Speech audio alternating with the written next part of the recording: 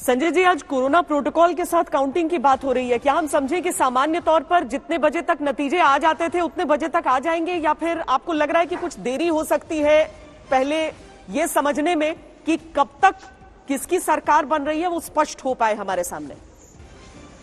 देखिए, मुझे लगता है कि देरी जरूर होगी। अगर आप पिछले कई चुनावों को देखें, अगर विधानसभा के चुनाव को, तो जिस तरह से एक समय में 2 साल पहले जिस तरह से जितनी तेजी से चुनाव के नतीजे आते थे, उन सब नतीजों में अब देरी होनी शुरू हो गई है। पहले तकरीबन हमें 2-3 बजे तक तस्वीर साफ हो जाती थी, लेकिन आजकल वो 7-8 बजे तक चलता रहता है। आज जिस तरह से कोविड प्रोटोकॉल के तहत काउंटिंग होगी, जरूर चुनाव के नतीजों में देरी होगी। मुझे लगता है हम आप सबको देर रात तक बैठना होगा अगर हमें पूरे चुनावी नतीजों को जानना है। जरूर देर होगी। ये पहला रुझान आ गया है। हम अपने दर्शकों को बता दें, 292 सीटों की जो गिनती चल रही है उसमें भारतीय जनता पार्टी के खाते में पहला रुझान। लेकिन समझिए कि अभी चंद मिनट ही हुए हैं और ये सिर्फ प्रतीकात्मक इसका महत्व रह जाता है। भारतीय जनता पार्टी प्लस जो हम आपको दिखा रहे हैं उसमें 1 का आंकड़ा समूचे स्क्रीन पर, बाकी सब शून्य है। लेकिन पहला रुझान जो है आज के दिन का वो बीजेपी के पास जा रहा है। हालांकि चंद वोटों की ही गिनती अभी तक हुई होगी। शुरुआत में तो अभी ईवीएम मशीन से पहले अभी पोस्टल बैलेट, उस तरह की चीजें। अभी देखिए बहुत कुछ बदलेगा, बहुत तस्वीरें बदलेंगी और आज का दिन बहुत अहम होने वाला है। हर राज्य की तरफ नजरें जरूर रहेंगी, लेकिन पश्चिम बंगाल इसीलिए अहम हो गया है क्योंकि वहां की राजनीति में आज से पहले इस तरह का मुकाबला और बीजेपी का इस तरीके से उभरना नहीं देखा गया था। पर क्या वो सिर्फ लोकसभा चुनावों तक सीमित रहने वाला था? या देखिए दूसरा रुझान भी बीजेपी प्लस के पास ही अभी इस पूरी स्क्रीन पर, और असम में भी बीजेपी के पास पहला रुझान जाता हुआ, बंगाल का पहला, और अब तृणमूल के पास भी। देखिए इसीलिए इसी तरीके से चलेगा। ये सांकेतिक महत्व वाला रुझान है जो हमारे सामने इस समय है। इंतजार अभी आपको लंबा करना पड़ेगा, लेकिन चेहरों पर जो खुशियां हैं वो इसके साथ ही बनती बिगड़ती रहेंगी। कांग्रेस के पास भी असम में 2 इस समय रुझान के तौर पर जाते हुए दिख रहे हैं।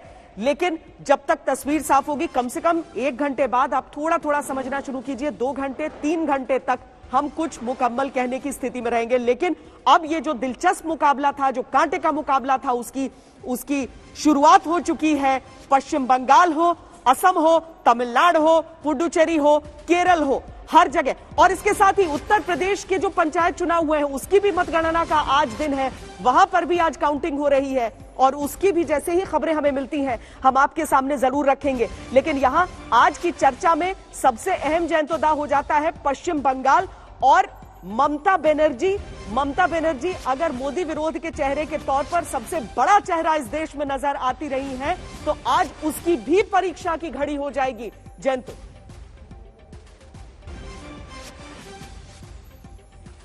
देखिए, पश्चिम बंगाल में इस बार चुनाव में अगर भाजपा जीत गए, उसके नतीजा नेशनल, मतलब हम लोग कह रहे हैं ना कि नेशनल असेंबली इलेक्शन, क्योंकि ये सिर्फ 2024 के पहले ये बड़ा एजेंडा बन सकता है, ऐसे ये तो है ही, लेकिन उससे ज्यादा है कि इस समय पूरी देश में जो मोदी सरकार के बारे में भी तो एंटी इनकम्बेंसी से लॉ ऑफ नेचर, तो जो देश की जो हालत है, जो कोरोना के इश्यूज हैं और जैसे किसानों का इशू था, मतलब जो 2014 से अभी 2020-21 में जो पश्चिम बंगाल के जो विजय, इसको कैपिटल करके पूरी अपोजिशन, मतलब देश के जो अपोजिशन है वो कंप्लीटली एकदम डिप्रेस्ड हो जाएंगे और मोदी जी के नेतृत्व में ये जो रथ है भाजपा की वो आगे बढ़ सकते हैं। और जैसे काफी असेंबली इलेक्शन हम देखे हैं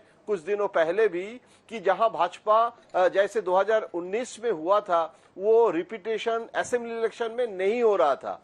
और पश्चिम बंगाल ऐसी एक जगह है कि जहां एक इमोशनल अटैचमेंट है और यहाँ इंटेलेक्चुअलिज्म, सेरिब्रल सिटी, तो पश्चिम बंगाल को एक बड़ा ब्रांड इक्विटी बन सकता है भाजपा के नेशनल लेवल में। और ऑपोजिशन, कांग्रेस, खासकर कांग्रेस लीडरशिप, देखिए केरला में भी कांग्रेस नहीं हुआ, असम में अगर कांग्रेस हार गए और भाजपा असम में रख सकते हैं, तो इसका मतलब है पूरी देश में, अभी पश्चिम बंगाल में भी कांग्रेस का हालत हम देख रहे हैं, तो जो नेशनल लेवल में मोदी जी का मेन ऑपोजिशन तो कांग्रेस है, तो कांग्रेस के हालत अगर खराब हो जाए और पश्चिम बंगाल में भाजपा को अगर मिल जाए तो ये एक बहुत बड़ा नेशनल इशू बन सकता है। इसीलिए भाजपा को जो इंटरेस्ट पश्चिम बंगाल में, देखिए केरल में अगर सीपीएम आ जाए तो कांग्रेस तो नहीं आया ना। देखिए जो आंकड़े हैं ना वो लगातार फ्लक्चुएट हो रहे हैं काफी तेजी से। हालांकि ये बहुत शुरुआती आंकड़े हैं, इन पर अभी से भरोसा कर लेना और ये कह पाना कि कौन जीत रहा है कौन हार रहा है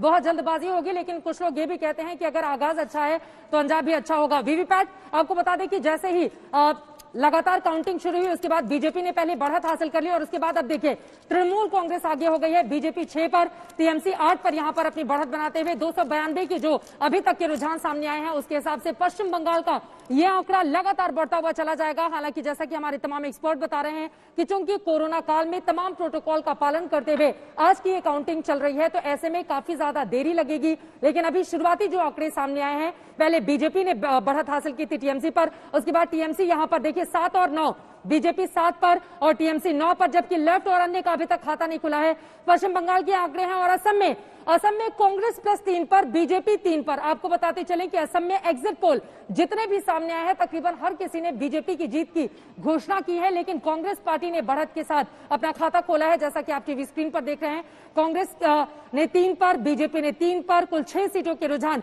126 में से सामने आए हैं और यहां पर बराबरी का मुकाबला देखने को मिल रहा है। बाकी के आंकड़े भी तमिलनाडु और केरल को लेकर भी जैसे ही बदलेंगे वो आपको दिखाएंगे। लेकिन नीचे देखिए पश्चिम बंगाल में 17 के रुझान अब तक सामने आए हैं। 292 में से 10 पर तृणमूल कांग्रेस ने और बीजेपी ने 7 पर इस समय अपनी बढ़त बना ली है।